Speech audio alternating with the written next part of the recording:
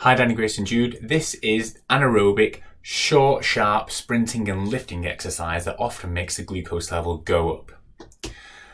So just a little recap here. If you're doing things that are short and sharp, maybe it's judo, maybe it's weightlifting, maybe it's sprinting, we often expect the glucose level to increase a little bit during the exercise. And people often observe this, or if people who have a very stressful competition event as well, where the stress hormones are pumping around the body, pushing that glucose out of the liver, often these are times where the glucose level can go high. What is happening is during a really heavy weightlifting, or maybe a short 1,000 meter rowing sprint, where this happens to me, is the stress of that, the adrenaline, the cortisol that goes to the liver, pushes all that stored glucose in the liver into the blood, because ideally you need it for energy. And although a side door does open to the cells, the glucose going out of the blood is not as quick as glucose going into the blood. If people without type 1 diabetes compensate for this by pushing the pancreas, pushing out extra insulin so that more front doors can be open, so the glucose can be pushed across. That doesn't happen when you have type 1 diabetes, so we have to think differently, that maybe if this happens consistently for you, that you made a little bit of insulin, extra insulin before you start, because that would match what a person without diabetes would do. First thing is to say, if you experience this glucose level going high, you have to make sure it is because of the exercise and not something else. For example, did you have a meal before eating and you reduced the insulin? Is that the reason why you've gone high? Did you have 10 grams of fast-acting glucose before you started? Is that the reason why you went high? Has your insulin pump cannula come out? Is that why you went high? You have to make sure you're very confident that all of those are not a reason why the glucose level went high, because if they are, resolve those first. But if it is a reproducible thing that happens consistently with the same exercise, the only option we've got is extra insulin. You can make it easier to see if you make sure you observe the 3-hour rule. Make sure the last meal in insulin is at least 3 hours before. Then we don't have the effect of, was it the effect of the meal? Was there not enough insulin for the meal? Get rid of all that out of the equation and make sure you've got your stored nutrients from your meal in your muscles. And therefore, let's see if is it the reason the exercise we go high because of the intensity of it and the stress hormones. You still get the same situation that if you do a lot of this, so for example, repeated rows of 1,000 meters over a 40-minute period, you will have completely depleted your muscle cells and liver of glycogen.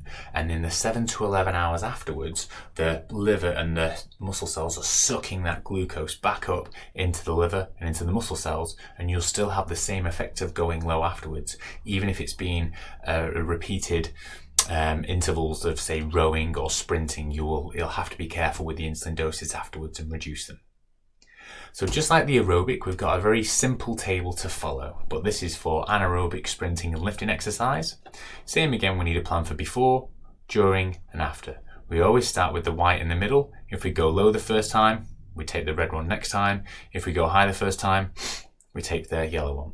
So the starting plan would be, you wouldn't, even if your meal was in 90 minutes of the short, sharp event, you wouldn't change the insulin dose because you wouldn't want to reduce it, otherwise you will go high. And even if your insulin, even if you're more than 90 minutes, you certainly wouldn't reduce it. One thing with the basal insulin, you wouldn't want any reductions there. And then obviously a small amount of carbs, which we'll discuss afterwards. After, you would only need a 25% reduction in your bolus insulin and a small reduction in your basal insulin.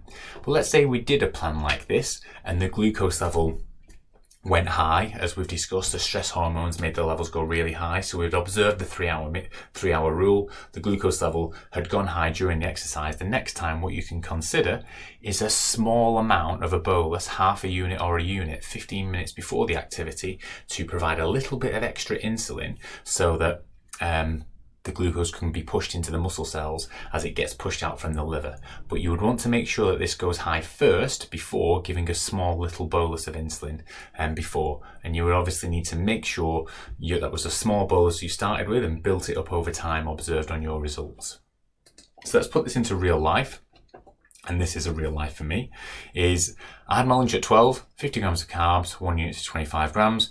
At 4 o'clock, so I'm observing the 3-hour rule, it's going to be a 45-minute, 1,000 meter all-out repeat sessions, and I weigh 100 kilos and I'm having 80 grams of carbs in my evening meal. So obviously at 12 o'clock, because it's more than 3 hours before, well, more than 90 minutes, but it's 4 hours before the exercise, I would give the full insulin dose of 2 units at lunch.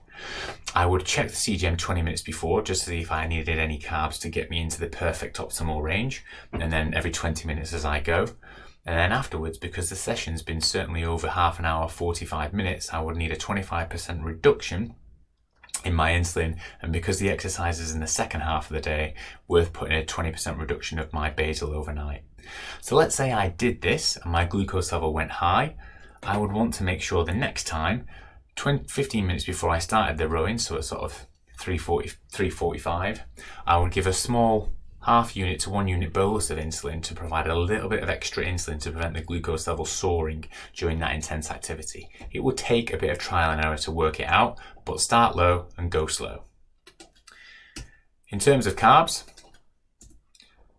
you can see that there's ready-made charts here. You can use the calculator, but I'm 60 kg plus, and if I was using here, let's say before, it was between 7 and 10, no carbs would be required there. But if it was on the steadier side, you might just need a small amount of carbs for that 20 minutes just to be on the safe side.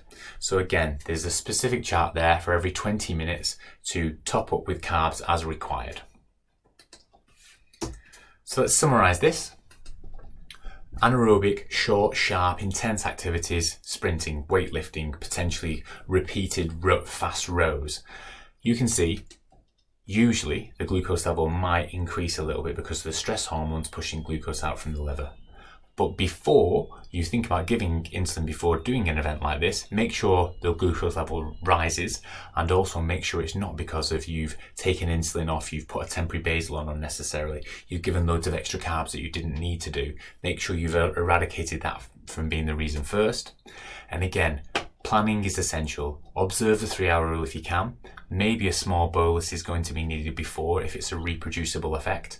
And then be careful of the delayed hypo afterwards because of using all that muscle and liver glycogen, and making sure you know how much carbs for every 20 minutes. So that's the anaerobic. We'll now talk about team and mixed sports as the final bit.